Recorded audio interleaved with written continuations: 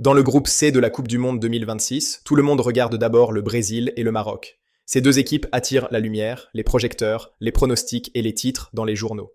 Et pourtant, il y a une équipe qui mérite toute notre attention et que trop de gens sous-estiment aujourd'hui, l'Écosse. Beaucoup de supporters haïtiens ou de passionnés de football pourraient penser que l'Écosse est l'adversaire le plus faible après Haïti dans ce groupe, ou du moins une équipe que l'on peut facilement tirer au sort sans trop s'inquiéter. Mais cette vision serait une grave erreur. Le football moderne est plein de surprises et d'équipes sous-estimées qui ont fini par créer des chocs mémorables.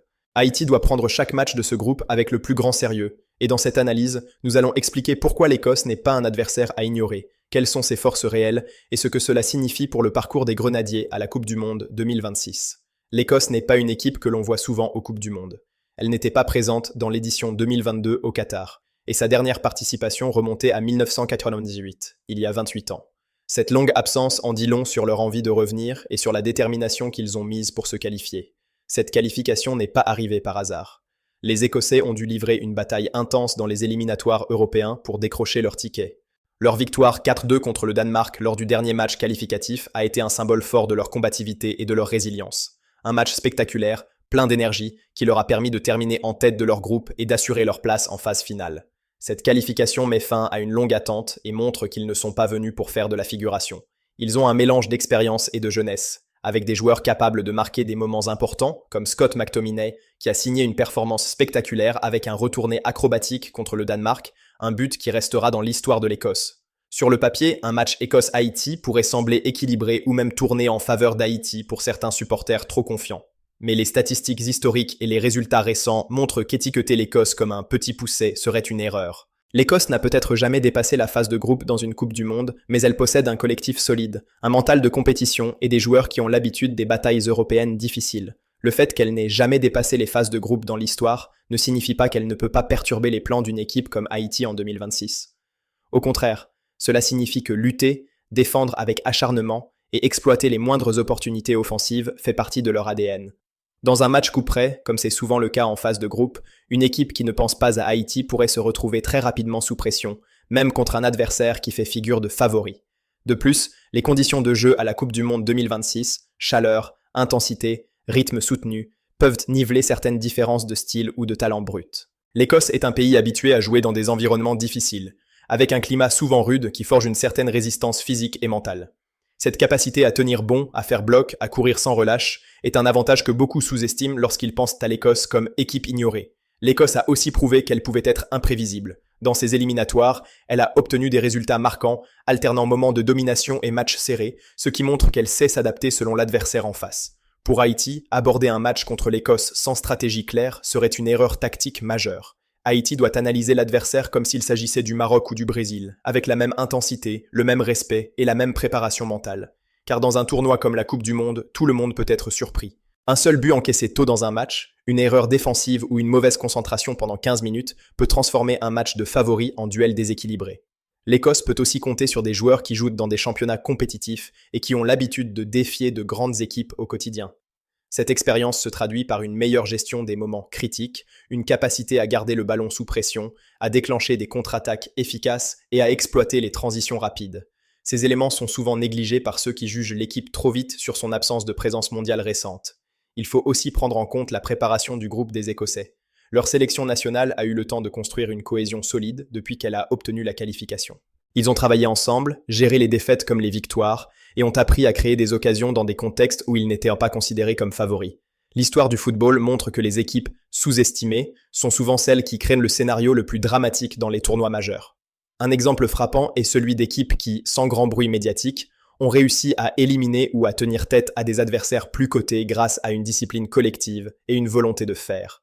Haïti, en tant que nation qualifiée après une longue période d'attente, doit savoir que tous les matchs de poule sont importants.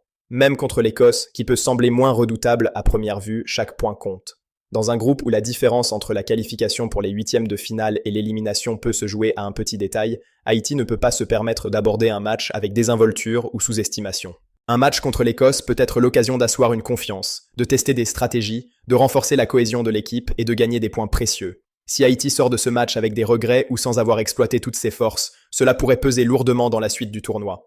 En outre, certains observateurs et médias sportifs notent que l'Écosse est considérée comme une équipe solide dans son groupe, capable de mettre à mal même des adversaires supposément plus forts. Le sélectionneur du Brésil, Carlo Ancelotti, a lui-même qualifié l'Écosse de très solide, ce qui montre que même les grandes nations du football ne prennent pas cet adversaire à la légère.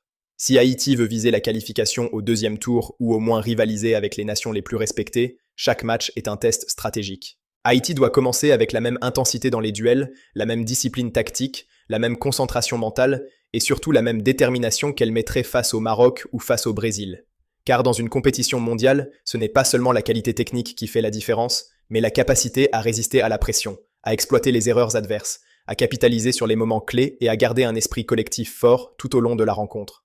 Enfin, l'Écosse a une histoire particulière dans les compétitions internationales, et même si elle n'a jamais dépassé les phases de groupe auparavant, elle revient avec une ambition renouvelée après une longue absence, ainsi qu'une énergie positive après sa qualification dramatique. Cela en fait un adversaire bien plus redoutable qu'on ne le croit souvent à première vue. Haïti ne doit donc surtout pas ignorer l'Écosse. Au contraire, elle doit aborder ce match comme l'une des pierres angulaires de sa campagne mondiale, car seule une équipe prête à affronter tous ses adversaires avec sérieux a une chance de créer l'imprévisible dans une Coupe du Monde aussi compétitive que celle de 2026. Si Haïti veut exister dans ce groupe de Coupe du Monde 2026, le match contre l'Écosse sera l'un des tournants décisifs. Ce type de rencontre, face à une équipe jugée moins médiatique, est souvent celui qui piège les nations émergentes. L'Écosse joue sans complexe. Elle sait qu'elle n'a rien à perdre face aux grandes équipes, et beaucoup à gagner contre celles qui, comme Haïti, cherchent à s'installer durablement sur la scène mondiale. Pour les Grenadiers, ce match n'est pas un bonus, ni un match secondaire. C'est un match clé, un match charnière, un match qui peut décider de l'avenir du groupe. Car dans une Coupe du Monde, ce ne sont pas toujours les grands chocs qui font la différence, mais les matchs dits équilibrés, ceux où chaque détail compte, ceux où la pression mentale est maximale. L'Écosse est précisément ce type d'adversaire, disciplinée, organisée, agressive dans les duels, et surtout très patiente. Elle peut accepter de subir pendant de longues phases, attendre l'erreur, puis frapper au bon moment. C'est une équipe qui sait fermer le jeu, casser le rythme, provoquer la frustration chez l'adversaire.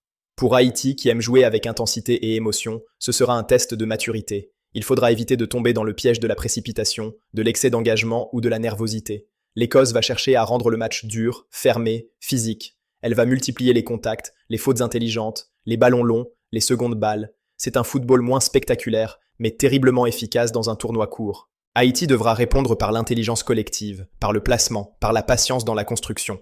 Le danger contre l'Écosse ne vient pas forcément d'un joueur star, mais du bloc équipe. C'est une sélection qui défend à 11, attaque à plusieurs, et qui ne se désunit presque jamais. Les lignes sont serrées, les distances maîtrisées, les replis défensifs rapides. Face à cela, Haïti devra jouer juste, éviter les pertes de balles dans l'axe, sécuriser ses transitions défensives, et surtout être très attentive sur les coups de pied arrêtés.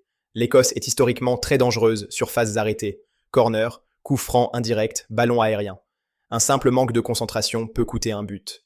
Et dans un match de Coupe du Monde, encaisser un but contre une équipe aussi compacte peut devenir un véritable cauchemar tactique. Si Haïti ouvre le score, le match peut basculer en sa faveur. Mais si l'Écosse marque en premier, elle saura fermer le jeu et rendre la remontée extrêmement difficile. C'est pour cela que la gestion des premières minutes sera cruciale.